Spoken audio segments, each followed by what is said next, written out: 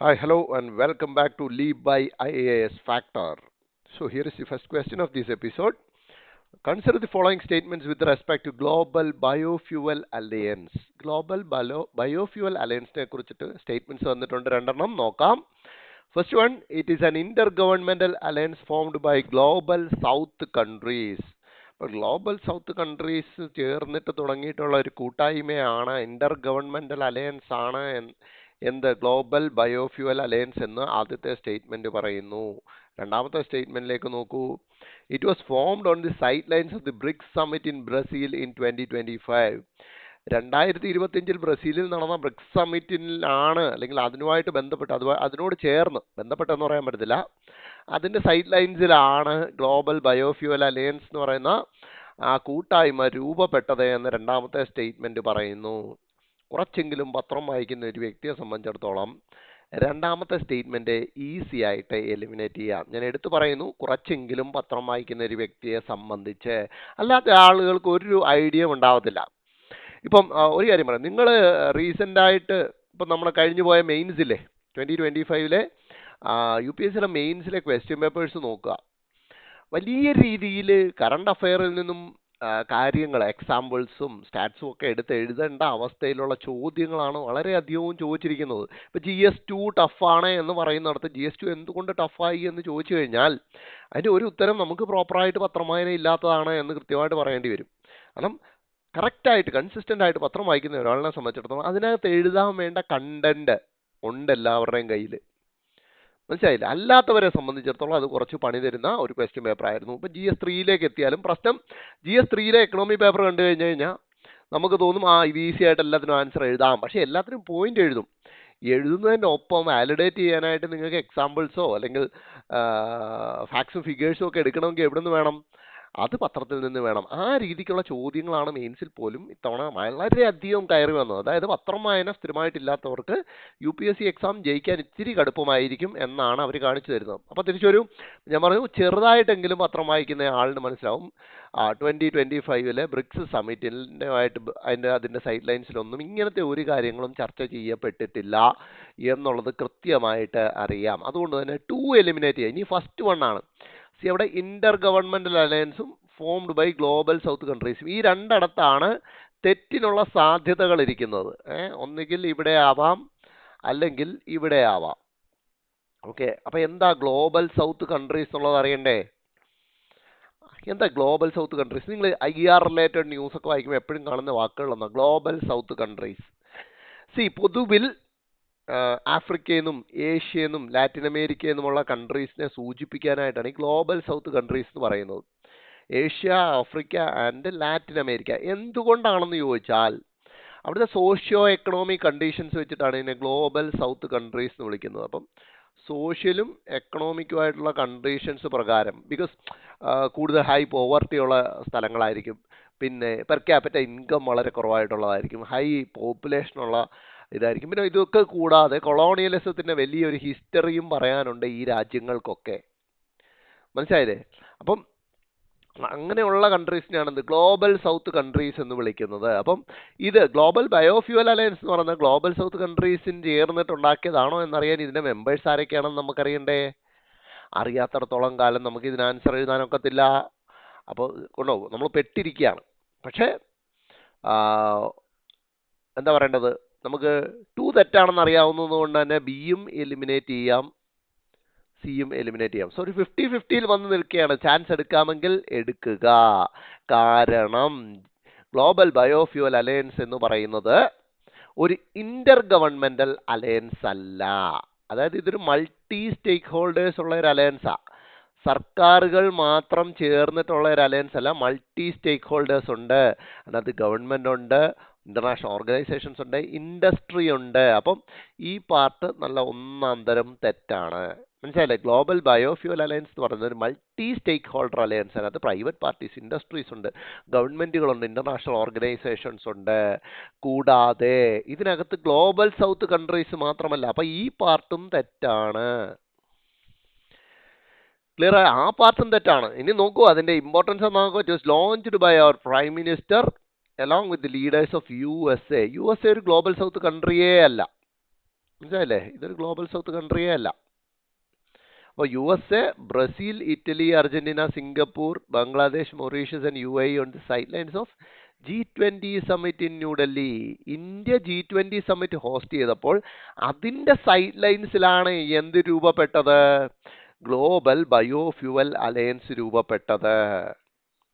മനസ്സിലായില്ലേ? അതായത് internationally biofuel ഏറ്റവും കൂടുതൽ പ്രൊഡ്യൂസ് ചെയ്യുന്നവരും ഏറ്റവും കൂടുതൽ കൺസ്യൂം ചെയ്യുന്നവരും തമ്മിലുള്ള ഒരു അലയൻസ്. അതുകൊണ്ടാണ് ഇവിടെ ഇൻഡസ്ട്രിയൊക്കെ ഒരുപാട് കയറി വരുന്നത്. മനസ്സിലായി? അപ്പം ഏറ്റവും കൂടുതൽ ബയോഫ്യൂൽ പ്രൊഡ്യൂസ് ചെയ്യുന്നത് അതുകൊണ്ടാണ് USA ഇതിനകത്തേക്ക് കടന്നു വരുന്നത്. മനസ്സിലായില്ലേ? USA കടന്നു വരുന്നു. ഇന്ത്യ അതേപോലെ ബയോഫ്യൂലിന് വലിയ ഇമ്പോർട്ടൻസ് കൊടുക്കുന്ന രാജ്യം. അതുകൊണ്ട് ഇന്ത്യ സ്റ്റാർട്ട് ചെയ്യുന്നു ബാക്കിയുള്ളവരുടെ ഒപ്പം ചേർന്നിട്ട്. സോ ഗ്ലോബൽ ബയോഫ്യൂവൽ അലയൻസിനെ സംബന്ധിച്ചിടത്തോളം രണ്ട് സ്റ്റേറ്റ്മെന്റ്സും ഇവിടെ തെറ്റാണ്. So our answer is neither 1 nor 2. So global biofuel alliance ഒരു മൾട്ടി സ്റ്റേക്ക് ഹോൾഡർ അലയൻസ് ആണ്. It was started by our Prime Minister along with the leaders of USA, Brazil, Italy, Argentina, Singapore, Bangladesh, Mauritius and UAE on the sidelines of G20 summit in New Delhi. Clear ആയല്ലോ? Which of these correctly explains the term white shipping? White shipping എന്ന് പറയുന്ന term എന്താണ് എന്നാണ് ചോദ്യം. ആദ്യത്തെ നോക്കൂ. Exchange of advance information about the movement and identity of commercial non military merchant vessels between countries. അതായത് രണ്ട് രാജ്യങ്ങൾക്കിടയിൽ കമേഴ്ഷ്യലായിട്ടുള്ള നോൺ മിലിറ്ററി ആയിട്ടുള്ള, അതായത് മിലിറ്ററി അല്ലാത്ത കമേഴ്ഷ്യൽ ആയിട്ടുള്ള ഷിപ്സിന്റെ മൂവ്മെന്റ്സിനെ കുറിച്ച് മുൻകൂട്ടി ഇൻഫോർമേഷൻ കൈമാറുന്നതിനെയാണ് വൈറ്റ് ഷിപ്പിംഗ് എന്ന് എ ഓപ്ഷൻ പറയുന്നു. ബി നോക്കൂ. Transportation of legitimate goods sold through unofficial distribution channels through waterways. വാട്ടർവേസിലെ അൺഒഫീഷ്യൽ ഡിസ്ട്രിബ്യൂഷൻ ചാനൽസ് യൂട്ടിലൈസ് ചെയ്തുകൊണ്ട് ലെജിറ്റിമേറ്റ് ഗുഡ്സ് വിൽക്കുന്നതിനെയാണ് വൈറ്റ് ഷിപ്പിംഗ് എന്ന് പറയുന്നത്. ആൻഡ് തേർഡ് വൺ നോക്കൂ. Oceanic passenger movement through proper channels. And D A process through which cruise vessels are provided shipping clearance through international shipping channel. അതായത് cruise vessels, passenger വെസൽസിന് international shipping ചാനലിൽ കൂടെ പോകാനുള്ള ആ clearance നേടിത്തരുന്ന പ്രോസസ്സിനെയാണ് white shipping എന്ന് പറയുന്നത്. Logic വെച്ചിട്ട് നമുക്ക് എന്തായാലും ബി എലിമിനേറ്റ് ചെയ്യാം. കാരണം വൈറ്റ് എന്നുള്ള ടേമൊക്കെ അല്ലേ? വൈറ്റ് എന്ന് പറയുമ്പോൾ പൊതുവെ ഈ അൺഒഫീഷ്യൽ എന്നൊക്കെ പറയുന്ന സാധനങ്ങൾ കയറി വരാനുള്ള സാധ്യത കൂടുതലാണ്. ബാക്കി മൂന്നിൽ എന്തു വേണമെങ്കിലും ആകാം. ഇങ്ങനെ ഒരു അവസ്ഥയിൽ നിൽക്കുമ്പോൾ നിങ്ങൾ ശ്രദ്ധിച്ചു പഠിച്ചോ. The right answer is A. ഈ മൂന്നിൽ നിന്ന് ഞാൻ പറഞ്ഞല്ലോ, നമുക്ക് ആൻസറിലേക്ക് എത്താൻ ഒരു നോർമൽ ലോജിക്ക് വെച്ചിട്ട് ആൻസറിലേക്ക് എത്താൻ വളരെ പാടാണ്. പിന്നെ വേണമെങ്കിൽ സിയും കൂടെ ഒന്ന് എലിമിനേറ്റ് ചെയ്ത് നോക്കാം എന്നുള്ളൂ. കാരണം compared to A and D, C എന്ന് പറയുന്ന ഓപ്ഷന്റെ ഫ്രെയിമിംഗ് ഉണ്ടോ, അത് വളരെ പ്ലെയിൻ ഫ്രെയിമിംഗ് ആണ്. ആക്ച്വലി എയും ഡിയും കുറച്ചധികം കണ്ടന്റ് കയറ്റി വെച്ചിട്ടുള്ള ഫ്രെയിമിംഗ്. അപ്പം എ ഓർ ഡി ആകാം എന്നുള്ള ഒരു വൈൽഡ് ഗസ്സിന്റെ ഭാഗമായിട്ട് സി എലിമിനേറ്റ് ചെയ്യാമെന്നേ ഉള്ളൂ. സ്റ്റിൽ ഇതിനകത്ത് നമുക്ക് ഒറ്റ ഓപ്ഷൻ മാത്രം എലിമിനേറ്റ് നിർത്താൻ പറ്റുന്ന ചോദ്യമാണിത്. അപ്പം ഇങ്ങനത്തെ കാര്യങ്ങൾ നിങ്ങൾ പത്രത്തിൽ, ഞാൻ പറഞ്ഞല്ലോ, ഒരിക്കലും ഹെഡ്ലൈനിൽ കാണില്ല, ഒരിക്കലും ഫസ്റ്റ് പാരഗ്രാഫിൽ സെക്കൻഡ് പാരഗ്രാഫിൽ ഒന്നും കാണത്തില്ല. എവിടെയെങ്കിലും ഉള്ളിൽ മാത്രമേ കാണത്തുള്ളൂ. അത് നമ്മൾ ശ്രദ്ധിച്ചില്ല എന്നുണ്ടെങ്കിൽ കയ്യിൽ നിന്നും പോകും. സോ ഷിപ്സിനെ പൊതുവെ കാറ്റഗറൈസ് ചെയ്യുന്ന ഈ കളേഴ്സിന്റെ അടിസ്ഥാനത്തിൽ, അതായത് വൈറ്റ് എന്ന് പറയുന്നത് കൊമേഴ്ഷ്യൽ ആയിട്ടുള്ള ഷിപ്സിന് വൈറ്റ് കളർ കൊടുക്കും. കളർ കോഡിംഗ് ആണ്. മിലിറ്ററിക്ക് ഗ്രേ കളർ കോഡിംഗ് കൊടുക്കും. And black for illegal vessels. അപ്പോൾ ഇല്ലീഗൽ ആയിട്ടുള്ള വെസൽസിന് ബ്ലാക്ക് എന്ന് പറയുന്ന ആ കളർ കോഡിലായിരിക്കും അറിയപ്പെടുന്ന, മിലിറ്ററി ഗ്രേ കളർ കോഡിലായിരിക്കും. ആൻഡ് കമേഴ്ഷ്യൽ ആയിട്ടുള്ള ഷിപ്സിനെ വൈറ്റ് എന്ന് പറയുന്ന കളർ കോഡ് യൂസ് ചെയ്തിട്ടായിരിക്കും നോർമലി ഡിനോട്ട് ചെയ്യുക. അപ്പോൾ വൈറ്റ് ഷിപ്പിംഗ് എന്ന് പറഞ്ഞു കഴിഞ്ഞാൽ രണ്ട് രാജ്യങ്ങൾ പരസ്പരം മുൻകൂട്ടി അവർ തമ്മിലുള്ള കമേഴ്ഷ്യൽ വെഹിക്കിൾസിന്റെ മൂവ്മെന്റിനെ കുറിച്ചുള്ള ഇൻഫോർമേഷൻ പാസ് ചെയ്യുന്നതിനെയാണ് വൈറ്റ് ഷിപ്പിംഗ് എന്ന് പറയുന്നത്. ക്ലിയർ ആയോ? Next one. With respect to exclusive economic zone, which of the following statements is or are correct? Exclusive economic സോണിനെ കുറിച്ചാണ് ചോദ്യം. ഈസിയാണ്, ഒരു നോർമൽ പത്രമാനുള്ളവർക്ക് ഈസിയാണ്. An exclusive economic zone extends up to 12 nautical miles from the coast of a country.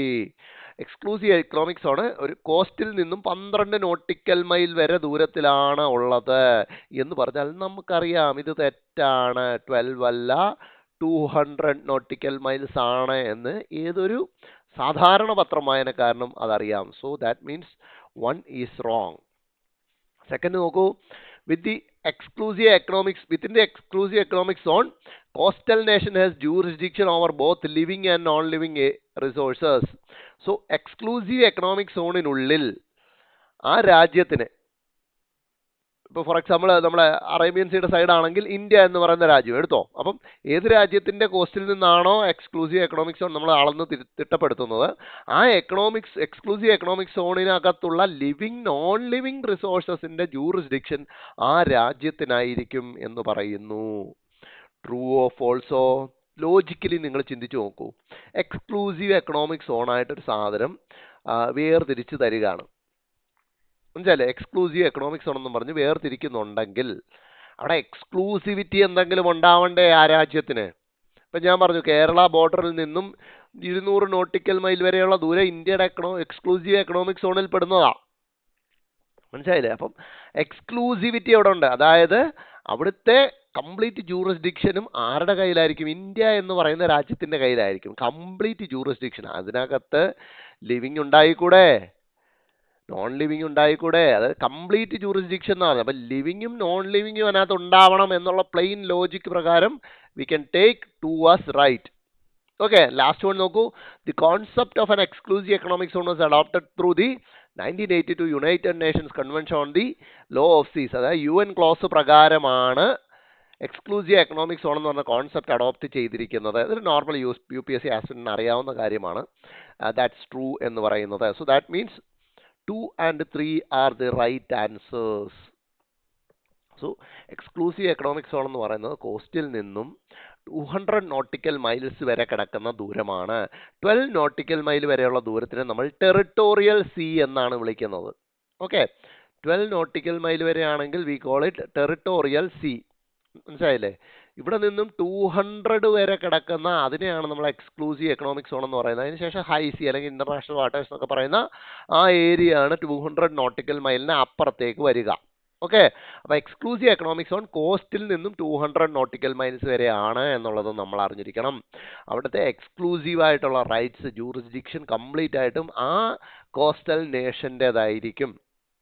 Clear?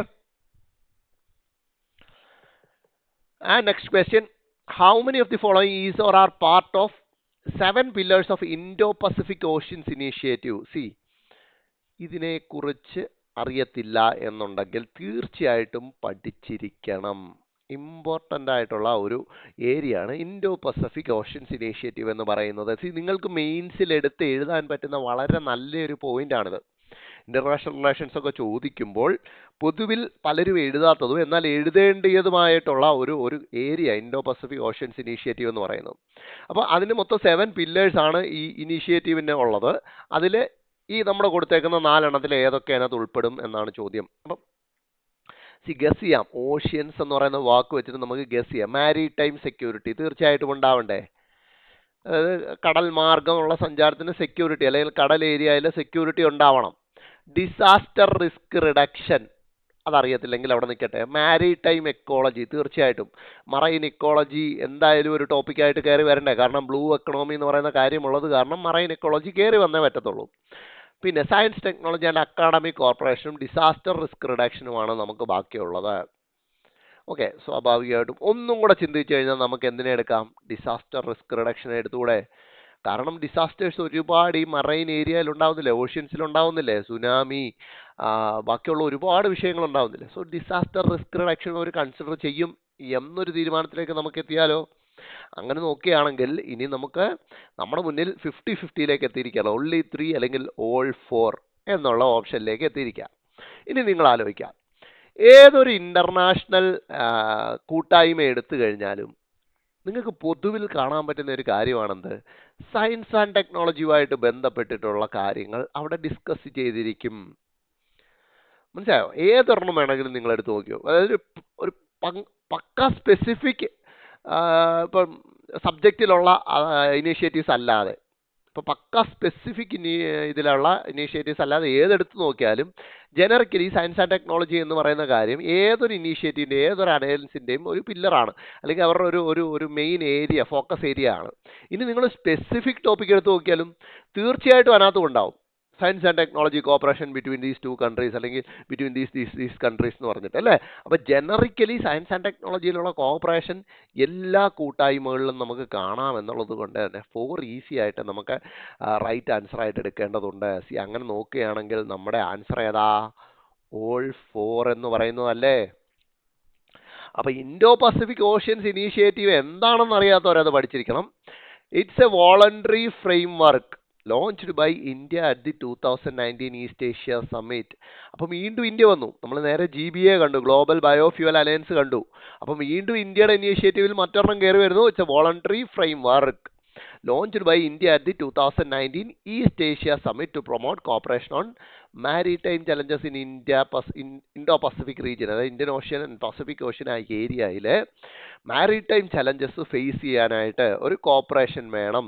അതിനുവേണ്ടി ഇന്ത്യയുടെ നേതൃത്വത്തിൽ start ചെയ്തതാണ് എൻ്റെ ഇൻഡോ പസഫിക് ഓഷ്യൻസ് ഇനീഷ്യേറ്റീവ് എന്ന് പറയുന്നത്. 7 പില്ലേഴ്സ് ഏതൊക്കെയാണെന്ന് നോക്കൂ. Maritime security, maritime ecology, maritime resources, capacity building, disaster risk reduction, science and technology and trade connectivity.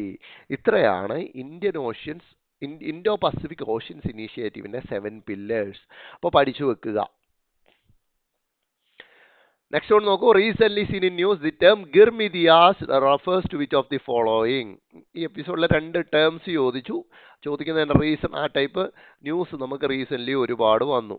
അപ്പോൾ ഗിർമിദിയ എന്ന് പറയുന്ന വാക്ക് നിങ്ങൾ ഒരു പ്രധാനപ്പെട്ട ഏരിയയുമായിട്ട് ബന്ധപ്പെട്ടിട്ട് നിങ്ങൾ ന്യൂസ് കണ്ടിട്ടുണ്ടെങ്കിൽ നിങ്ങൾക്ക് തീർച്ചയായിട്ടും ഇതിലേക്ക് നിങ്ങളുടെ ശ്രദ്ധ പോയിട്ടുണ്ടാവും. മനസ്സിലായില്ലേ? അപ്പം റീസെൻ്റ് ആയിട്ട് ഇന്ത്യയും ഫിജി എന്ന് പറയുന്ന രാജ്യവും തമ്മിൽ ഉള്ള റിലേഷൻസിൽ കുറേ പുതിയ മാറ്റങ്ങൾ വന്നു. കാരണം ഫിജി പ്രൈം മിനിസ്റ്റർ ഇന്ത്യയിലേക്ക് വന്നു. അതിനെ തുടർന്നിട്ട് കുറേ മീറ്റിങ്സും കുറേ കോപ്പറേഷന് വേണ്ടിയിട്ടുള്ള കുറേ തീരുമാനങ്ങൾ എടുത്തു പരസ്പരം. മനസ്സിലായില്ലേ? അതുമായിട്ട് ബന്ധപ്പെട്ടിട്ട് വന്ന ന്യൂസിലാണ് ഗിർമിദിയാസ് എന്ന് പറയുന്ന ടേം നിങ്ങൾക്ക് കാണാനാവുക.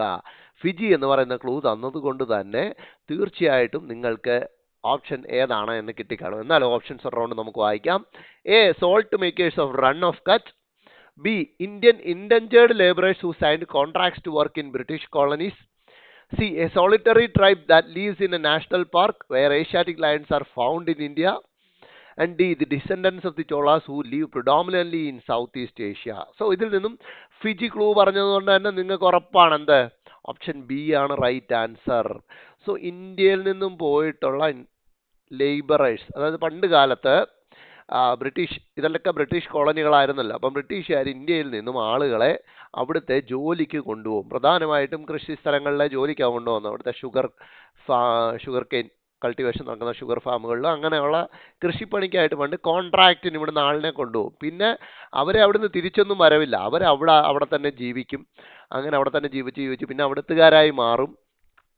അവരുടെ പിൻതലമുറകളും അവിടെ വളർന്നു വരും. മനസ്സിലായില്ലേ? അപ്പം അങ്ങനെ വലിയ ഒരു ഇന്ത്യൻ കമ്മ്യൂണിറ്റി ഇന്ന് ഫിജിയിലുണ്ട്. അപ്പം അങ്ങനെ അന്ന് അക്കാലത്ത് ഇന്ത്യയിൽ നിന്നും പോയിട്ടുള്ള ഇൻഡൻജേർഡ് ലേബറേഴ്സിനെ വിളിക്കുന്ന പേരാണ് ഗിർമിദിയാസ്. സോ ആ ടേം വന്നതെന്ന് പറഞ്ഞു കഴിഞ്ഞാൽ it's a corruption of the English word agreement. Agreement എന്ന് പറയുന്ന വേർഡിന്റെ ഒരു കറപ്റ്റഡ് വേർഷനാണ് ഗിർമിദിയ. ഗിർമിദിയ. മനസ്സിലായില്ലേ? ആൻഡ് കോമൺ ആയിട്ട് ഫിജി, മൊറീഷ്യസ് ആൻഡ് കരീബിയൻ ഐലൻഡ്സിലേക്കൊക്കെ late 19th and early 20th സെഞ്ചുറിയിൽ പോയിട്ടുള്ളവരാണിവർ.